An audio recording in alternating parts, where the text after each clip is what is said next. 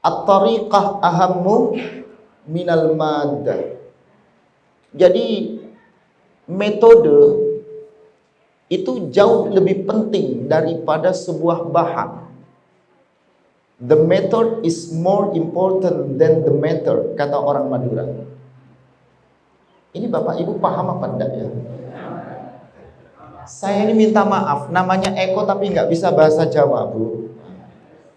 Jadi memang dibesarkan tidak di negeri Jawa, tapi tidak dilahirkan di Jawa, dibesarkan di negeri Jawa, dan tidak bisa berbahasa Jawa. Kalau saya berbahasa Jawa nanti khawatir Bapak Ibu bingung. Jadi keliling kemana-mana itu ya seperti ini apa adanya. Kemarin ke Madiun ya begini apa adanya. Di Sumeneb ya apa adanya. Di Ahmad Dahlan Banyuwangi ya apa adanya. Di Gresik sudah hampir keliling tuh. Ya apa adanya. Bisa diterima dengan tidak, saya mohon maaf ibu-ibu, tapi insya Allah bisa bahasa Indonesia ya. Tadi itu paham itu bahasa Indonesia tadi itu. The method more important than the matter. Jadi cara itu lebih penting daripada sebuah bahan. Bahannya apa? Yang terjadi hari ini secara tekstual, secara fenomenal ini apa? Kita berada pada bulan Rabiul Awal. Bulan yang secara historis kenabian itu tidak ada yang tidak mengiyakan. Dan dari proses perjalanan itu kita lihat seperti apa hijrahnya Rasulullah yang merubah semua. Dan saya lihat di sini juga banyak yang berhijrah. Tapi mudah-mudahan hijrahnya ini tidak sekedar tekstual ya, tapi kontekstual. Itu hebatnya Muhammadiyah. Bapak Ibu bisa lihat di lembaga Muhammadiyah itu kalau ditarik, dirunut, yang memang benar-benar dari cikal bakalnya sejak di rahim ibunya itu sudah ada stempel Muhammadiyah, dihitung dengan jari. Betul? Tapi bukan sekedar stempel, bukan sekedar nama, bukan sekedar simbol. Tapi ada apa di balik sesuatu itu tadi? Ada apa di balik sebuah nama? Ada al-la'ali al-khafiyah, kata Ustadz Arifuddin. Apa Ustadz? Al-la'ali al-khafiyah. Al-lu'lu'. Al-lu'lu' itu jamaknya al-la'ali. Ada mutiara-mutiara yang tersembunyi. Lebih keren lagi, mutiara yang terpendam. Semua peristiwa yang berhubungan dengan kehidupan Rasulullah itu punya makna yang terpendam. Nah, kita ini lemah untuk bisa mengambil makna itu. Contoh hijrah. Hijrah itu dari kata-kata apa? Hajaro. Hajaro itu apa? Naqala. Bahasa kita pindah. Intaqala yantaqilu min makanin ila makanin akhar. Tapi kan bukan sekedar pindah. Pindah yang diartikan ini sebagai apa? Kita tarik satu ayat. Ini ayat di luar skenario ini. Tadi saya menghendaki, saya lihat sampai saya WA Ustaz jadi, Ustaz kayaknya salah tulis itu. Bukan hijrah tapi hikmah. Enggak apa-apa Ustaz, jalan saja. WA-nya Ustaz Zainuri itu jalan saja. Oke. Di dalam Al-Baqarah 151 itu Allah berfirman, A'udzubillahi minasyaitonirrajim. Kama arsalna fikum rasulan minkum. Dilihat kalimatnya, kama arsalna, menggunakan fi'lu madin. sebagaimana kami telah mengutus. Utusan ini telah berjalan dan tidak satu utusan, tapi sekian banyak utusan. Semua nabi-nabi yang pernah Allah utus itu masuk di situ. Tapi pengkhususan maknanya di dalam tafsir Ar-Razi, Mafatihul Ghaib, itu ada yang menyebutkan di kalimatnya ini yakhtassu bihi Muhammad. Rasulan minkum, seorang rasul dari bagian kalian. Minkum ini min bermakna litabangit. Ada sebagian. Sebagian dari apa? Dari apa yang telah Allah ciptakan, yaitu manusia. Kalau ada sesuatu yang bermakna sebagian, berarti bisa jadi lebih banyak, bisa jadi lebih sedikit. Apa itu seorang rasul? Apa yang menjadi fungsi daripada seorang rasul dalam ayat itu? Yatlu alaikum ayatina. Ada kalimat yatlu, berakar dari kata-kata tala yatlu. Masdarnya tilawah, artinya qiraah. Tala artinya qara'ah. Qara'ah itu berarti jama'a wa dhamma, mengumpulkan, menggabungkan.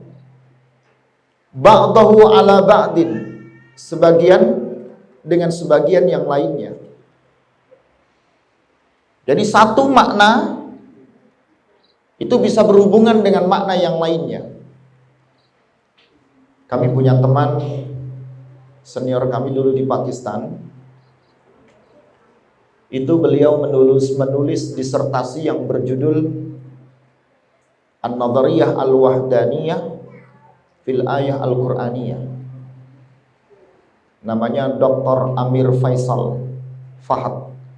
Kalau Bapak Ibu sering melihat RCTI, ada Hafid cilik, dai, jurinya itu di televisi.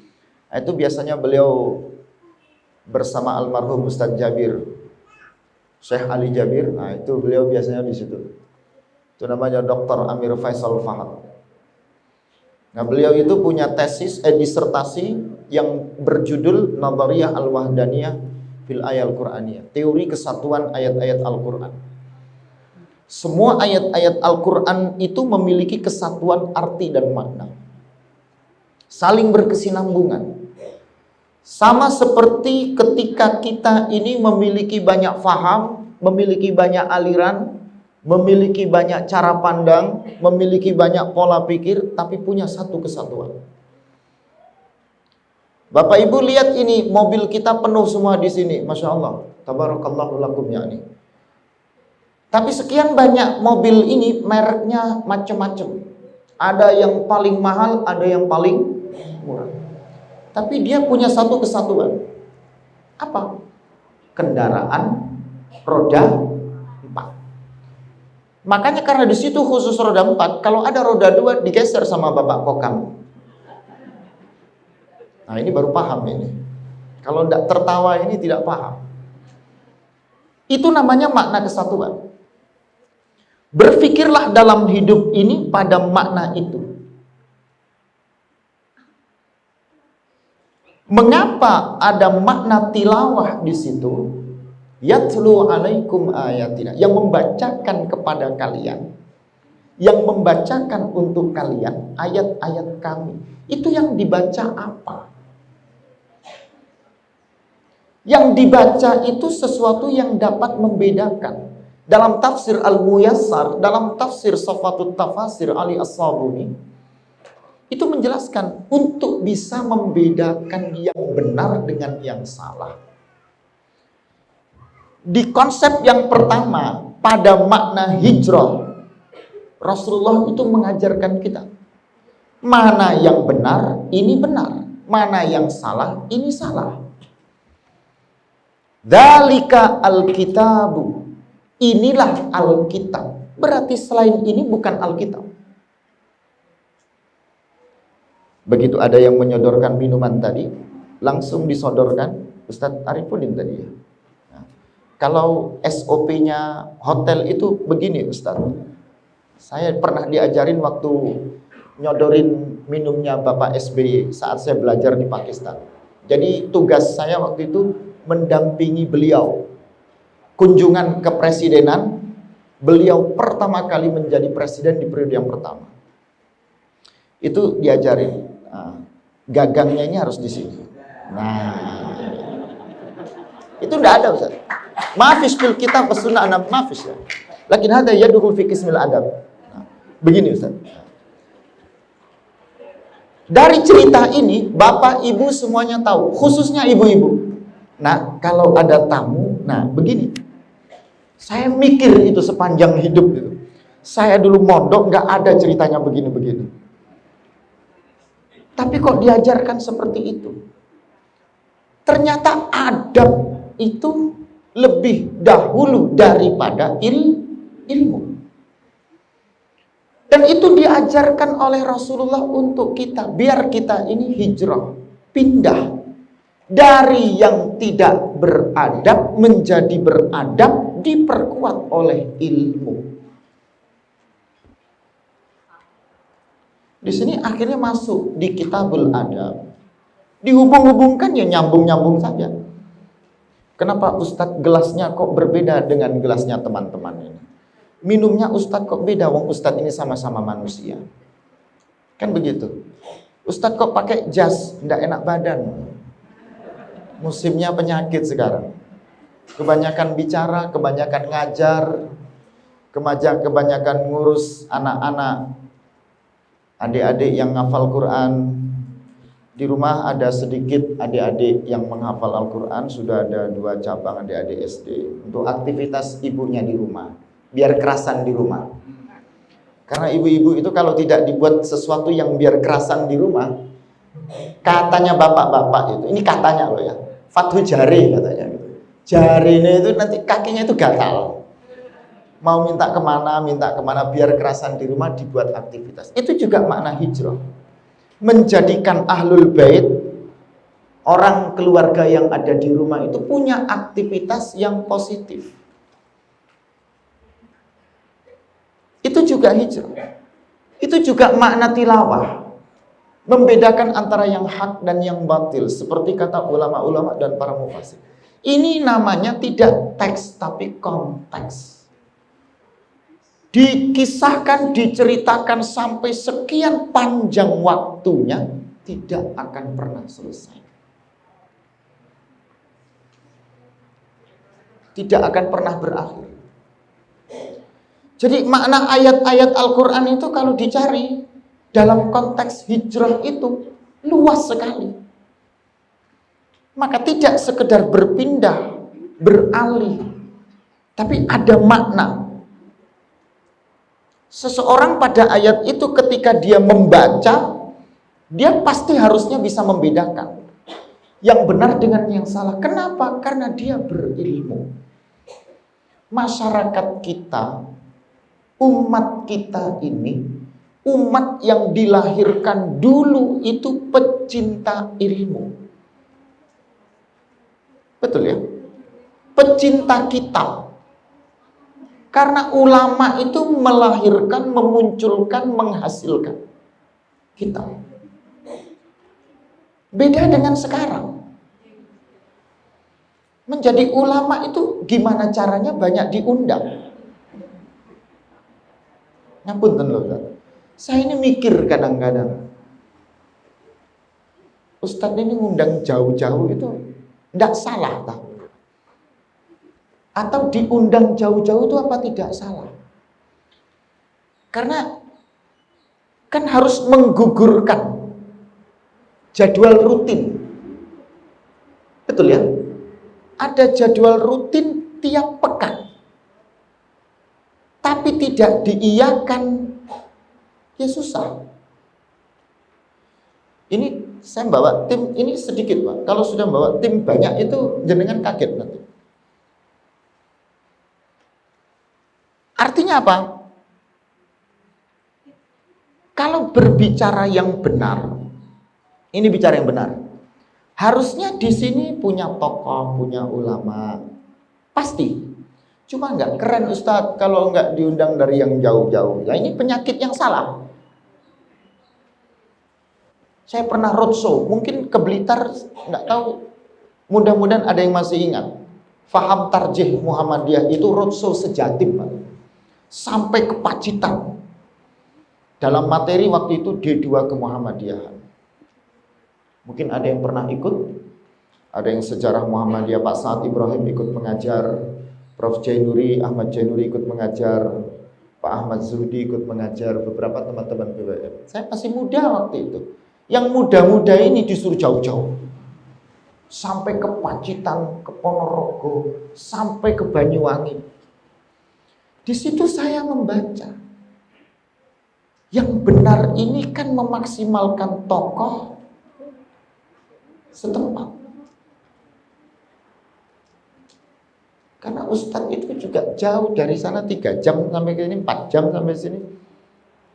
Itu kan juga jauh, Pak. Betul saya? Salah ini. Cuma katanya jamaah. Ini tidak, panitianya tidak salah. Cuma karena panitia mengikuti jamaah, jadi salah. Ibarat guru mengikuti wali murid, sekolah mengikuti wali murid, bukan wali murid mengikuti. Betul. Kok diam berarti tidak enak ini saya ini. Saya pernah deg-degan. Itu khutbah Id di Blitar, cuman saya lupa daerahnya mana itu. Tidak hafal. Pokok asal datang. Itu deg-degan sekali. Idulnya Idul Fitri. Aduh, ini nyampe apa tidak? Nyampe apa tidak? Pernah juga di Medium. Itu mikirnya seperti itu. Akhirnya menjadi sesuatu yang salah. Ustadz, minta tolong khutbah di tempat kami. Sedayu misalnya. Waduh, ini adanya 3 tahun ke depan. Enggak apa-apa, 4 tahun ke depan. Nyawa saya enggak nyampe kayaknya 3 tahun ke depan. Seperti itu, Pak. Ini kan menunjukkan kita ini miskin kader, kita ini miskin ulama, kita ini miskin pengetahuan, miskin wawasan.